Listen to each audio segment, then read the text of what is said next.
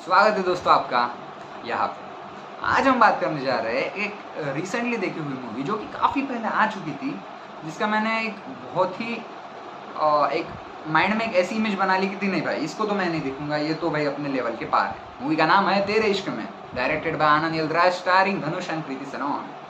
और मेरा नाम है एसके और ये है filmophobic, where we don't review movies, we unravel the emotions. तो आज बात करने वाले हैं हम तेरे इश्क में के बारे में। ये मूवी अब वैसे तो मतलब उन्होंने ही कहा है कि रांझना के वर्ल्ड से आई है, उसका एक हम कह सकते हैं कि एक सीक्वल ही है एक प्रकार से, लेकिन हमने एकदम से नई कहानी सुनी है। लेकिन कॉन्टेक्स्ट प्रीटेक्स्ट कुछ वैसा ही जैसा हमने रांझना की इसमें देखा था, जहाँ पे एक लड़का एक लड़की को बहुत ही ऑब्सेसिव प्यार करता है, जहाँ पे लड़की नहीं देती उसको भाव, उसके कुछ अलग वैल्यूज़ रहते हैं। बट हीरो तो हीरो है, अपनी पूरी कोशिश करेगा लेकिन अंत में अपना कटवा ही लेगा।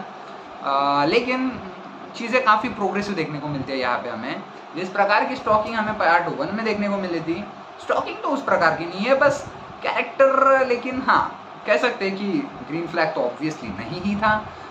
एक रूलर सा चेन्नई शिफ्टेड टू दिल्ली ऐसा वाला बैकग्राउंड था, जो कि डीएनयू का प्रेसिडेंट था, और बहुत ही भौकाल वाला माहौल था उनका। जब उनको हीरोइन पसंद आती है तो स्पेशल जी, क्योंकि अब इनका जो था वो एंगर मैनेजमेंट इशू था, और हीरोइन का जो थीसिस का टॉपिक था जिसमें वो पीएचडी कर रहे थे, उसमें उनको एंगर मैनेजमेंट को सॉल्व करने के लिए एक थीसिस बनानी थी, जो कि सिलेक्टर्स ने तभी सिलेक्ट करेंगे जब कोई उसका एक प्रूफ देखने को लगेंगे। वो बोलेंगे यार ये थीसिस तो बहुत ही इर्रेलेवेंट है, कुछ सेंस नहीं बना रही है, अगर कुछ एग्जाम्पल हो सके तो वही हीरोइन को ये प्रूव करना था कि मैं इसको प्यार दूंगी तो ये बदल जाएगा।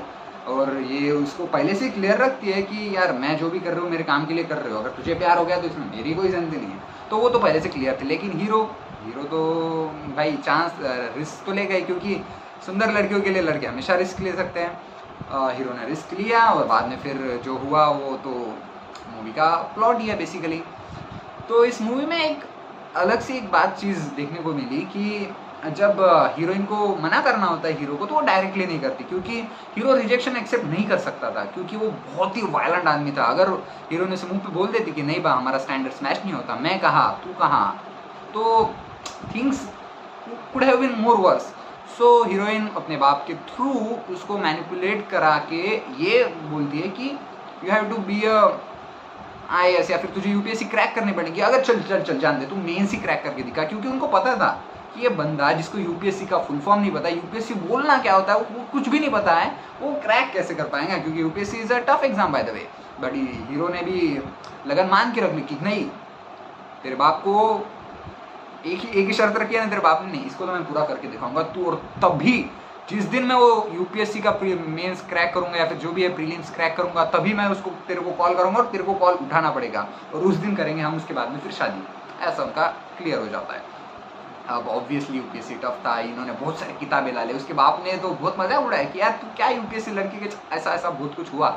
लेकिन finally he cracks UPSC also.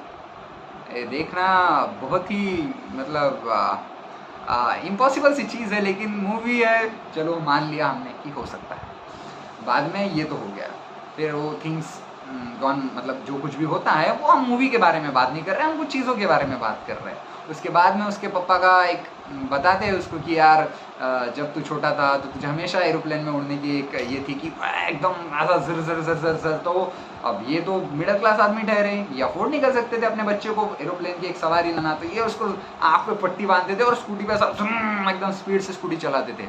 अब उस स्कूटी के चलाते वक्त आँखों पे पट्टी है, तो उसको एक ऐसा फील आती थी कि जैसे कि वो एक एरोप्लेन में बैठा है।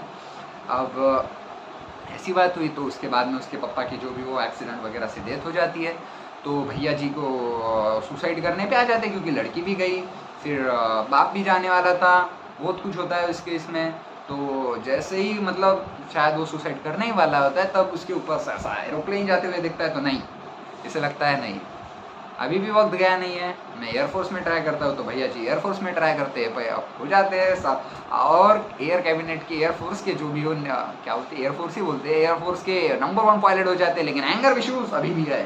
कबीर सिंह वाला ट्रेंड देखो, एनिमल वाला ट्रेंड देखो, वो वाला ट्रेंड, जो अल्फा मेल वाला, स्पेशली वो उसकी थ्योरी में देखने को मिलती कि अल्फा मेल बनना उसे बहुत पसंद था।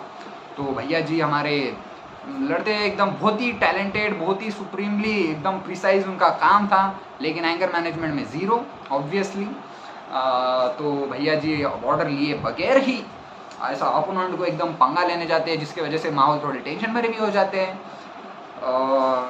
तो मैं बाकी मूवी के बारे में ये बात नहीं करना चाहता हूँ, मैं ये बात करना चाहता हूँ कि देखो उस बंदे की एक मतलब सोचो कि लड़की के प्यार करता था, लड़की को प्यार करता था, इसलिए उसने यूपीएससी उसको पता भी ना होने के बावजूद बोल के दिया कि मैं पास करके आ जाऊँगा, बस तू रेडी रहना, और वो पास कर भी गया।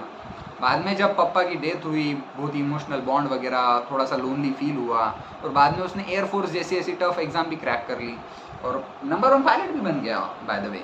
सो यहाँ पे बात क्या आती है, मैं बताना ये चाहता हूँ कि एक बंदा जिसको मतलब पढ़ाई में इतना उसका इंटरेस्ट नहीं था, फिर भी उन्होंने अपने जब दिल पे चीज़ लग गई तो उसने सोचा नहीं कि चीज़ें कितनी टफ होगी। जैसे हम सोचते हैं कभी कभी कि चीज़ें कितने टफ होने वाली है, या टफ चीज़ है मेरे से नहीं होएगा, उसने कभी नहीं सोचा। एक कार्स पिक्चर में का डायलॉग है जिसमें लाइटनिंग मकवीन को पूछते हैं कि अरे भाई तूने कभी ऐसा मतलब रेस कैसे क्या जीत ली बा तूने, ऐसा मतलब इतनी मुश्किल रेस थी, तूने कैसे क्या जीत ली? तो लाइटनिंग मकवीन बस इतना ही जवाब देता है उसे कि मैंने कभी ये नहीं सोचा कि मैं हार सकता हूँ। कि मतलब जो निगेटिव वाली चीज़ रहती है उसने कभी सोची नहीं कि हारने की बात हमारे दिमाग से ही हमको निकाल देना है, हमें बस जीत पे फोकस करना है। जीत पे फोकस करने से ज़्यादा हमें अपना जो काम है जीत के लिए, काम पे फोकस करना है और काम करते जाना है। जीत आएगी, जीत कहाँ मंडरा रही है, यही अभी किस कौन सी मूवी थी वो, अभी वेब सीरीज थी नाना पाटेकर की, उसमें एक डायलॉग है कि सफलता कहाँ भागे जा रही है, यही परिश्रम के इधर उधर ही मंडरा रही है। परिश्रम करते रहिए, सफलता मिल ही जाएगी। अपने आप को पॉजिटिव रखना चाहिए और हमेशा हमेशा एक अपनी खुद को तो पॉजिटिव रखना चाहिए, हमेशा माहौल अपना पॉजिटिव रखना चाहिए और दूसरों को भी पॉजिटिविटी बांटनी चाहिए। क्योंकि अगर सारा गेम यहाँ का होता है, अगर यहाँ पे हमको पता है कि हम कर सकते हैं तो हम सब कुछ कर सकते हैं। थैंक यू, मिलते हैं अगले वीडियो में।